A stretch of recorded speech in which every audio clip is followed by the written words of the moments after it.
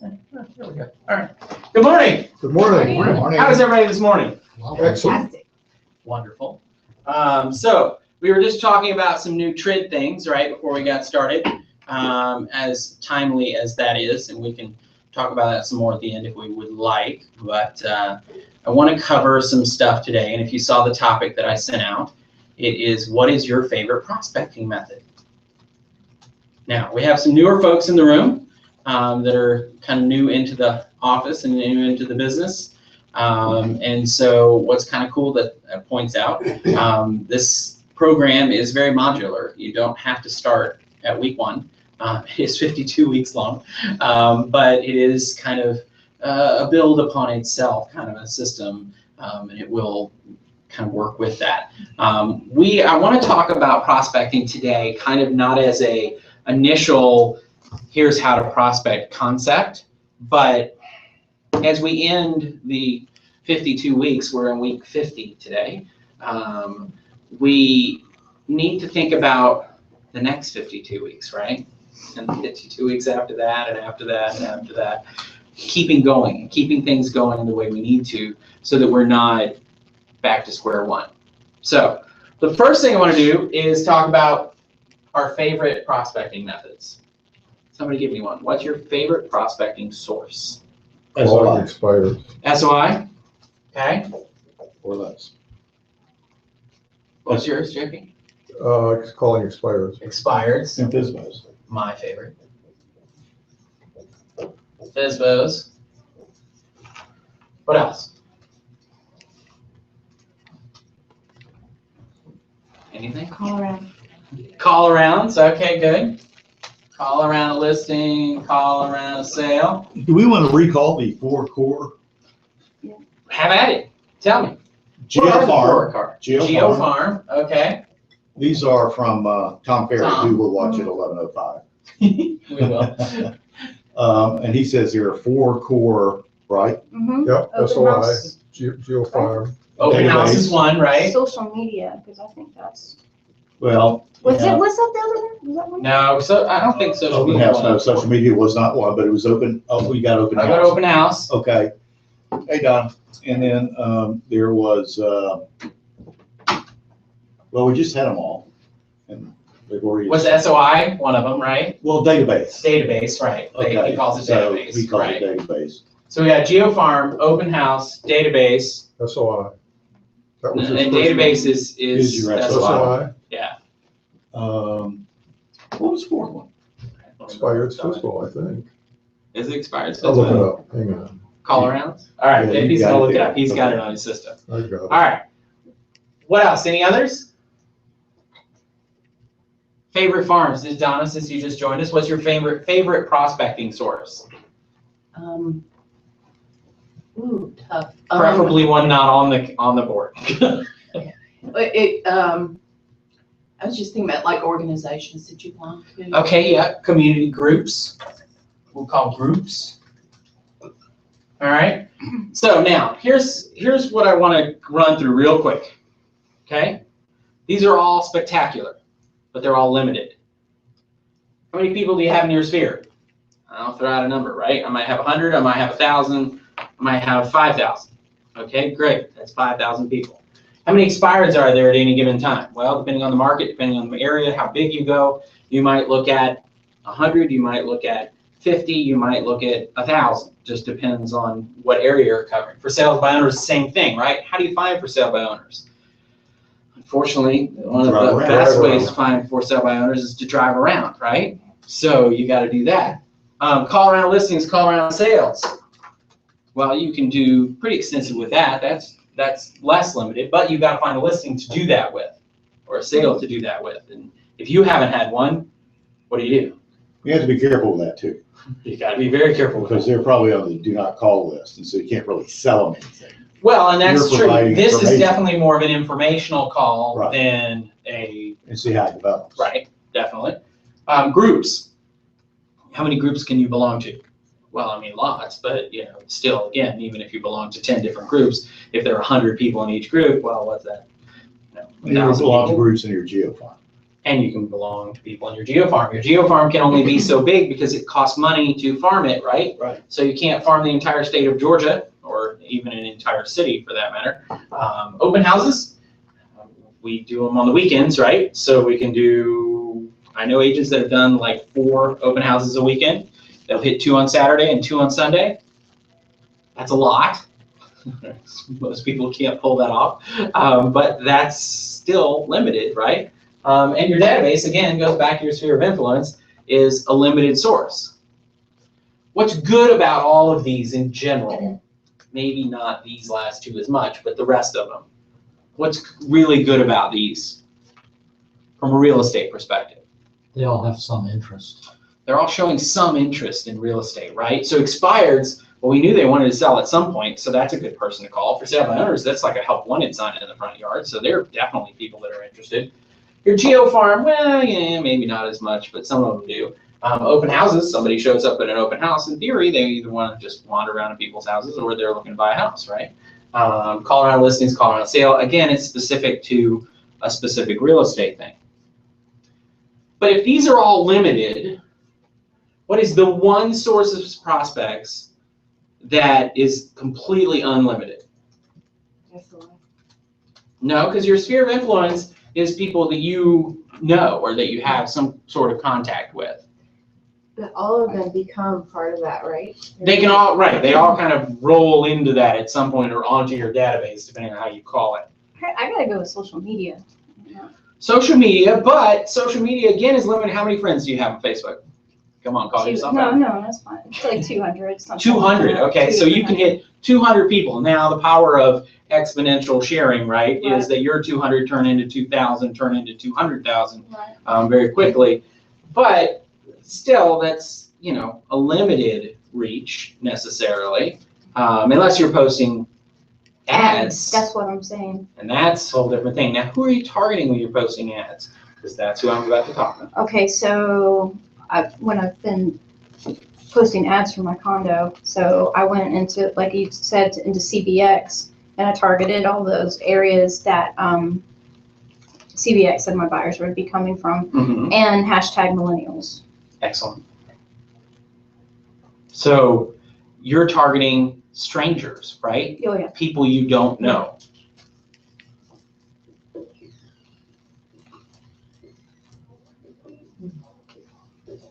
Strangers, biggest pool of potential prospects you don't know. Right? I mean, think about it that way. It truly is the largest pool of potential prospects, of potential clients out there. At this point in the process, and I'm talking from a standpoint of we're 50 weeks into this, you should be comfortable enough with real estate that every conversation you have with every individual you ever run into becomes about real estate. Now, this is the part that I want to make sure that we understand. I don't want you going into parties. JP and I were talking about this morning that he went to several Christmas parties or holiday parties over the weekend. And I said, oh, great, networking opportunity, right? You know, because that's a place where you get to talk to people that you may not know, or you introduce into new people. And so that gives you the opportunity to talk about real estate. But do you talk about real estate? Do you go into the party going, hi, I'm Brett Duffy. I've got a whole list of houses I'd love to sell you? No, because people will be like, oh God, don't invite him next year, right? Yeah, where's the insurance? Right. You know, then we get lumped in with the used car salespeople and the new car salespeople and the insurance salespeople and the just obnoxious salespeople, right? We don't want to be obnoxious salespeople. You don't have to be. But at this point, people like to talk about real estate, right? Everybody has to live somewhere. Everybody is curious about the value of their property or what they could or could not afford if they're looking to buy or thinking about it or know someone that is. Or they have some story where someone they know either just bought a property, rented a property, moved, had some kind of experience relative to real estate, and they're happy to talk with you about it. Well, you know, I just saw yesterday on the news that insert city name here is one of the most desirable cities in the country. How interesting is that? You don't know, like 5 people that are moving there. Oh, that's cool. Where do you go with that conversation? Just out of curiosity. Anybody paying attention? If they know 5 people that are moving to this city, whatever city that is, it's not yours, let's say. What do you say? Are they working with agents? Do you know? Because I could connect them with some great agents there that would really help them take advantage of, yes, that is a great market. I saw that article myself. OGRs? OGRs, outgoing referrals. Which, by the way, pay an average of about $1,500 a piece in our office for a 5-minute phone call. The most productive use of your time, period. If it was an agent, I might just sit in my office and make calls and get outgoing referrals. Because, you know, if you think about it, if you get to the point where you were getting like 4 and 5 an hour, and even half of them closed, you'd be getting a lot of money per hour, real easy, right? And you don't have to drive people anywhere. You don't have to dress them. You don't have to do anything. Never talk to them again? You never talk to those people again. You don't have to worry about it. The strangers, the conversation with people. So what's a script? Let's go way back. Some of you having just come through app and just gone through things. What is a script that is very targeted towards this activity? And somebody just recently reminded me of it.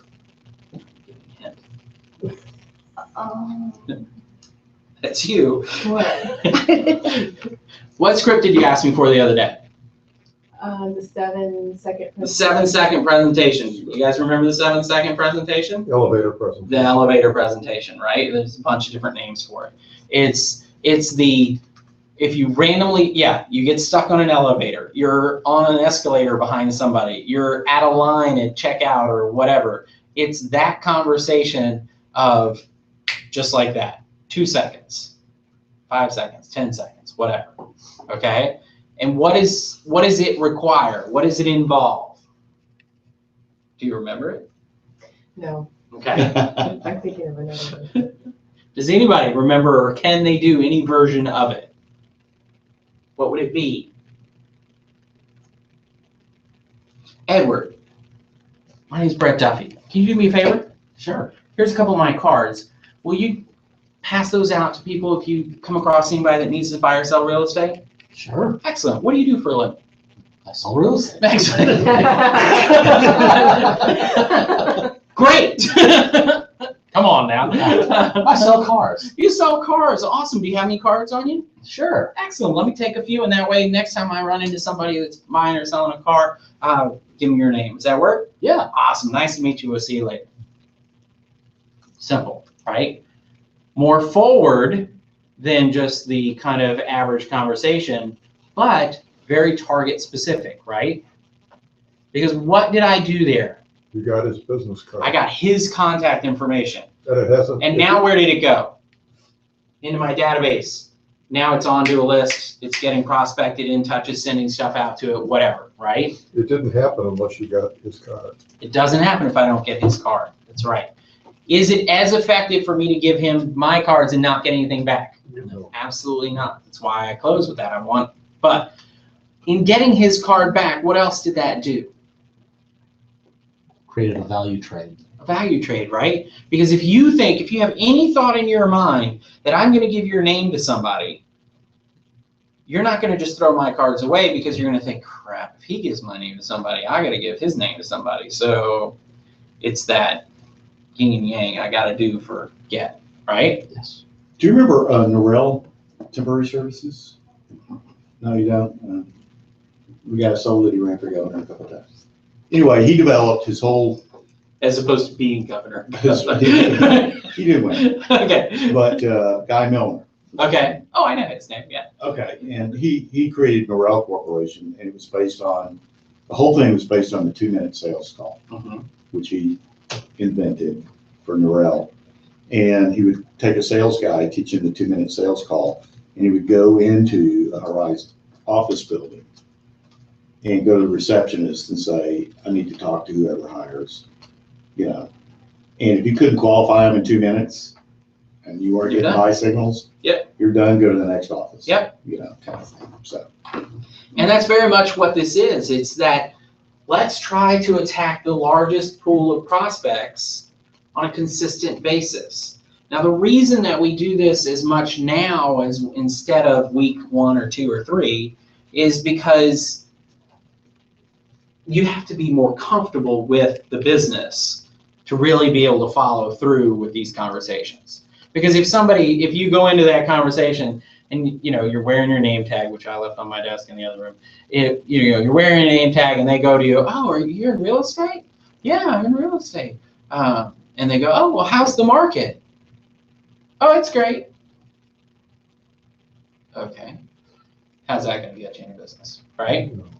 You got to dig in. You got to have more to talk about than that. You got to be able to extend the conversation. You guys said you watched the Tom Ferry. Is that the one you watched last week? The one with the prospecting person going in and out that lost a bunch of business because she didn't do anything but say, that's great? I don't think Maybe so. we'll watch out today then, because it kind of will follow through with this. And it really is, it's that concept of yes or no questions are not your friend, right? When you're trying to prospect, do you say to somebody, are you selling? What are you selling? If you were selling, where would you move next? You want nothing in. Those are two very different conversations. Because one's a conversation and one's a multiple choice question. That's not, we're not looking for the Scantron answer, we're looking for the essay, okay? Because we want to engage people. We want people to engage us. We want to be part of that process. And so as you go on and continue to do your business after the first initial 52 weeks, it's very important that you establish this as part of, because what's the number one thing that happens as you get busier in your business? What do most agents do when they get busy doing transactions? They turn in prospect. They stop prospecting. They stop prospecting, right? And then what happens to their business, It's slow. right? Oh, I got that deal done. Crap, I got nothing. Okay, I gotta go prospect again. Okay, I got a deal. Ah, I got that deal done. Oh crap, I got nothing. Right? So you've got to consistently do this, and as you get into the business, the longer you're in it, you talk about, you see the seasoned agents. If you were to talk to some of our top agents and ask them what do they do for prospecting, they would laugh at you. They would say, I don't prospect. Yes, they do. I know it's a secret, but they do. They prospect every single day. One of our top agents, she cracks me up. She will say, I get all my business from referrals. Yes, she does. But do you know why she gets those referrals? Because she prospects everybody she talks to. Because she's constantly, no matter where she is, whether she's with her kids, doing a horse riding thing or whatever, she's constantly prospecting something. She's always looking, do you need a candy? Is that so, that's that constant conversation where you don't even realize that you're selling something. You're not even aware. Like, I guarantee she has no idea that she's selling. But I've been places with her at events and things, and I've seen her work the room. That's called prospecting. That's what we do. But if you forget to do it, if you don't think about it, if you aren't just naturally doing it, your business is not going to grow. Because you can't just do the business you do and expect to get the same results the next year by not doing the same thing, right? Now, if you do the same thing the next year, are you going to get the same business or more business? More you hope. You should get more, right? Should get more. Because that sphere and database, now all of a sudden, that's got some movement and positive growth to it. So you can start to pull deals out of that without having to, did we put in some kind of gas in there? Everybody's like coughing it out all of a sudden. So I know prospecting is a tough topic, but Check me out. But that's the whole point, is this is the part of moving beyond the basics into an advanced business that you have to continue to grow. If you don't grow, what are you? Dead. Dead, right? And that's kind of the way of the world. Without growth, there is only death. So don't let your business die. Continue to grow it. Continue to do what you have to do. continue to do that process.